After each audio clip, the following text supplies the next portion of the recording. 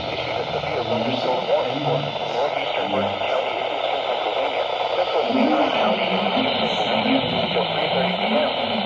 At 2:38 p.m., a severe thunderstorm was located near McKeesburg, or 9 miles east of Jewel Hill Haven, moving southeast at 30 miles per hour. Hazard 60 miles per hour with gusty to quarter-size hail. Source, radar indicated. Impact, minor damage to vehicles if possible. Wind damage to roofs, siding, trees, and power lines if possible. Locations of Texas include Allentown, Kutztown, Hamburg, Fleetwood, Compton, Bryan, Leonardsville, Ancient Oaks, Lawmakers, Brownsville, Marlene, and Alberton.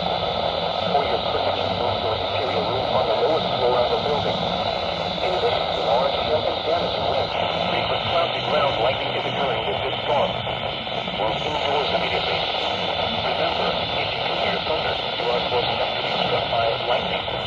Repeating, a severe thunderstorm warning has been issued until 3:30 p.m. for the following counties.